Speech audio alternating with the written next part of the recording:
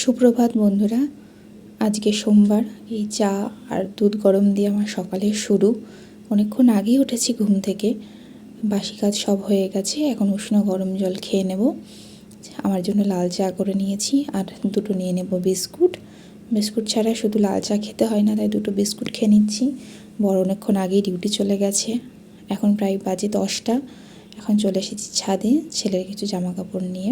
এখন অল্পই জামা কাপড় হয়েছে, কিছুক্ষণ পরে আরও জামা আছে কিছু, সেই জামা কাপড় কেচে পরে আবার আসবো, আরও জামা কাপড় নোংরা করব। এই যে দেখুন, প্রথমে এসে কিছু ফুল দেখে নিচ্ছি। সত্যি ছাদে এলে মামি কি সুন্দর ফুল লাগিয়েছে দেখুন।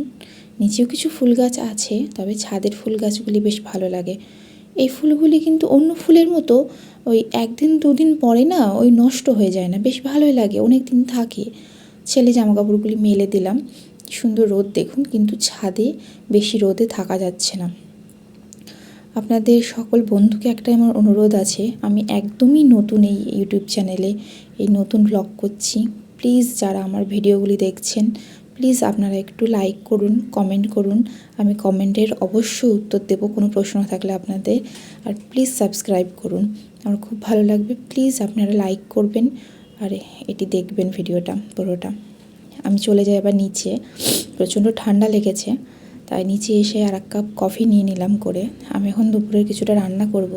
ছেলে আছি মাসি শাশুড়ির কাছে, তাই একটা বাঁধাকপি করে নিচ্ছি। এখানে মটরশুঁটি ছাড়িয়ে নিলাম, এই বাঁধাকপিটা পুরোটা কাটবো। পাশে আলু কেটে রেখেছি, দেখাচ্ছি দাঁড়ান আপনাদের। এই যে আলুটা, বাঁধাকপিটা কেটে নিই চটজলদি, ছেলে চলে আসবে।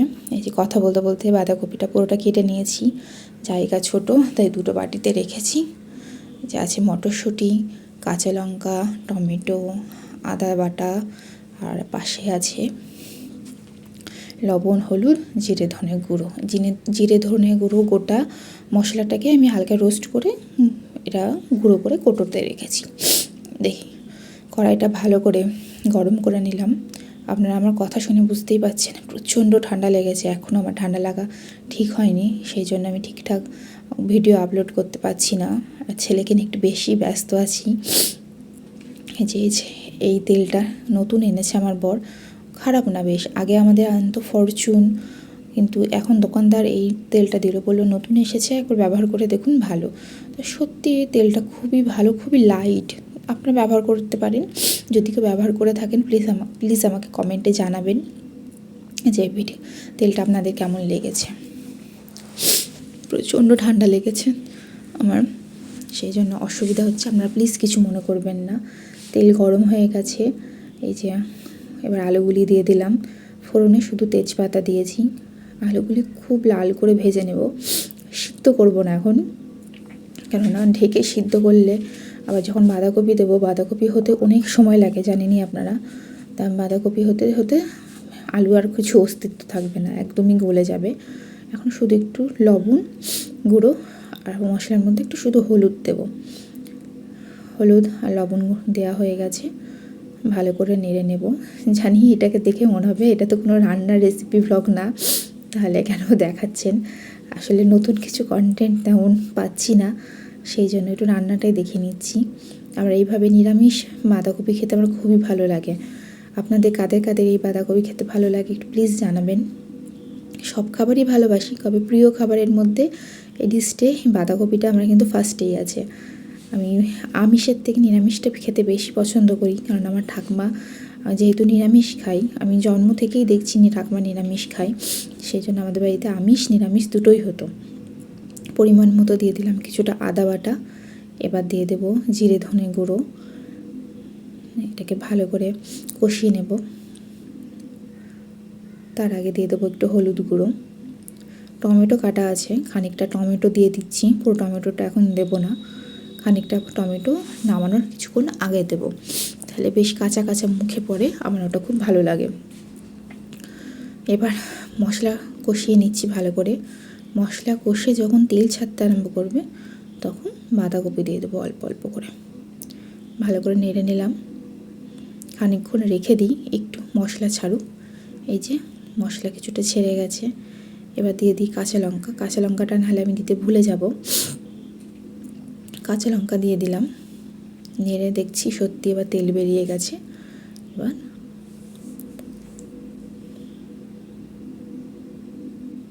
বাঁধাকপি দিয়ে দিই। এবার তেল বেরিয়ে গেছে, অল্প বাঁধাকপি প্রথমে দিলাম। যখন এই বাঁধাকপিটা যখন জল ছাড়বে, একটু নরম হয়ে আসবে, তখন বাদবাকি বাঁধাকপিটুকু দিয়ে দেবো। কারণ পুরো বাঁধাকপিটা দিলে কড়াই ছোট, তখন অসুবিধা হবে না, চারিদিক থেকে পড়ে যাবে। যেহেতু এক হাতে খুন্তি নাড়ছি, এক হাতে ফোন ধরে ভিডিও করছি, তাই খুব অসুবিধা হচ্ছে। এই যে জল ছাড়তে আরম্ভ করেছে, তাই বাকি বাঁধাকপিটুকু দিয়ে নেড়ে নিলাম। এবার আরও জল ছাড়ছে, তাই দেখে এবার মটরশুঁটি দিয়ে দিচ্ছি। একটু বেশি করে মটরশুঁটি দিলাম, বেশ ভালো লাগছে সিজনে। এখনই তো একটু মটরশুঁটির দামটা কম আছে, এরপরে প্রচণ্ড মটরশুঁটির দাম হয়ে যাবে যখন সিজন চলে যাবে। বাকি টমেটোটুকু দিয়ে দিলাম, আবার ভালো করে নেড়ে নিচ্ছি। ছেলে এখনও বাইরে খেলছে মাসির কাছে, আমি গলা শুনতে পাচ্ছি।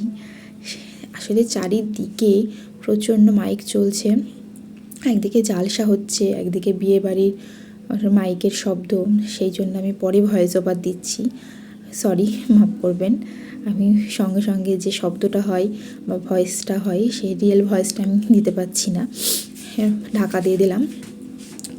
খানিক প্রায় 10-15 মিনিট বলা ভুল, প্রায় 20 মিনিট পরে ঢাকা খুলে খানিক স্বাদ মতো দিয়ে দিচ্ছি চিনি, দিয়ে দেবো একটু বাটার। অনেকটা ফ্রিজে বাটার আছে, তাই এখন বাটারই ব্যবহার করছি বেশি রান্নায়। ঘিয়ের জায়গায় ঘি আছে, ঘিটা কমই ব্যবহার করি, বাটারটাই দিচ্ছি। আর খানিকটা দিয়ে দেবো আমাদের শাহি গরম মশলা। এই গরম মশলাটা আমরা খাই, বেশ ভালোই লাগে, অনেকটাই কোয়ান্টিটি থাকে। এই যে বাটার দিয়ে আগে নেড়ে নিই ভালো করে।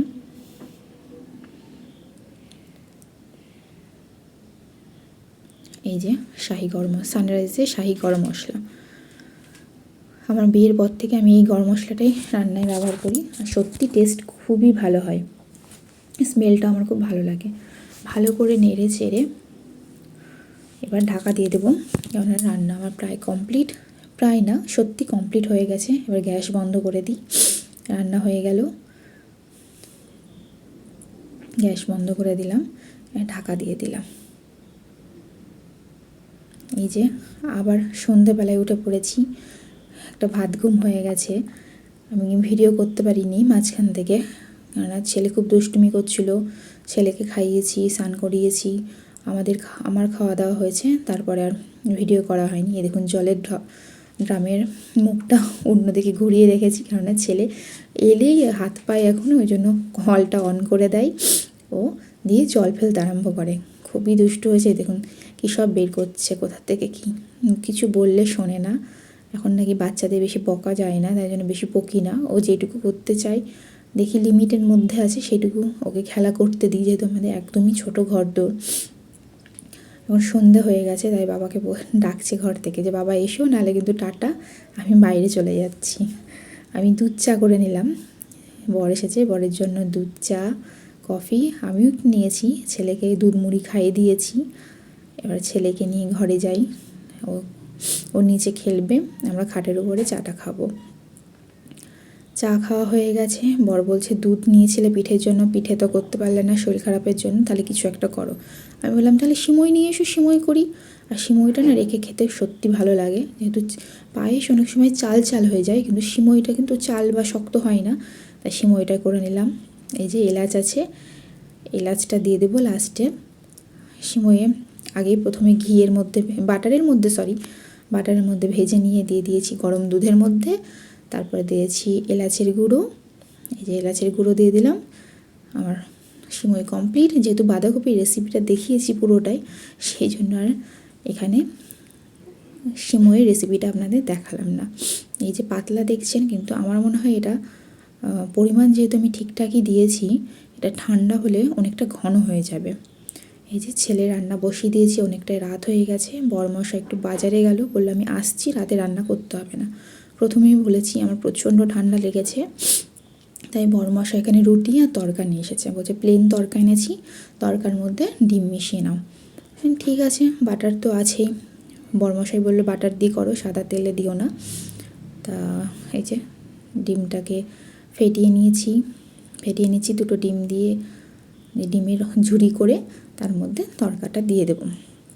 ডিমের মধ্যে এখানে শুধু লঙ্কা আর যেমন দেয় লঙ্কা কুচি, পেঁয়াজ কুচি, হলুদ গুঁড়ো আর লবণ, আর কিছু দিইনি। এই যে তেল গরম করে নিয়েছি, এবার একটু বাটার দেব। এই যে দেখুন কী কাণ্ড হলো আমার কাছ থেকে, বাটারটা পড়ে গেল। ঠিক আছে, তেলের মধ্যে এবার বাটার দিয়ে নেব।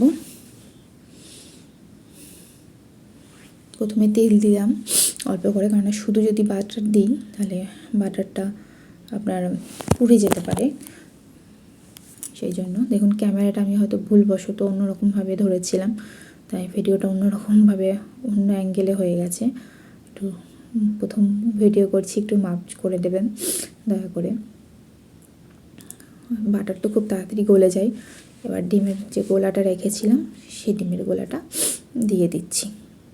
এই যে ডিমের গোলাটা দিয়ে একটু শক্ত হোক, মানে একটু অমলেট হয়ে আসুক হাফ মতো। এই যে গ্যাসটা জোরে দিলাম, তাহলে তাড়াতাড়ি হয়ে যাবে। তো ঝুরি হতে একদমই কম সময় লাগে, সেই জন্য এই যে দেখুন পাশ থেকে অমলেট হয়ে আসছে, কিন্তু মাঝখানটা আপনার দেখুন নরম হয়ে আছে। একটু একটু করে নাড়বো, অল্প অল্প করে একটু করে নাড়বো।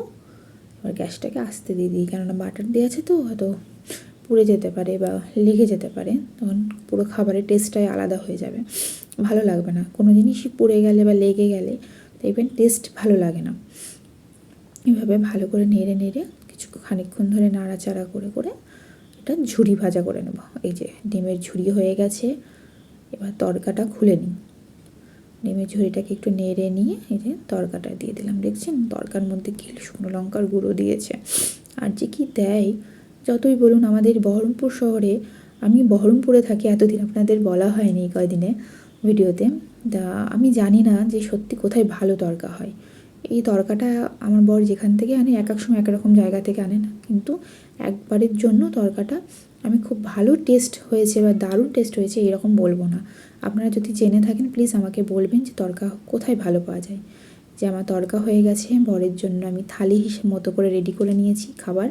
রুটি আছে, সিমাই আছে, তড়কা আছে, একটু কাঁচা পেঁয়াজ আর বাঁধাকপি দুপুরের। এই আমাদের ডিনার মেনু। সবাইকে শুভরাত্রি।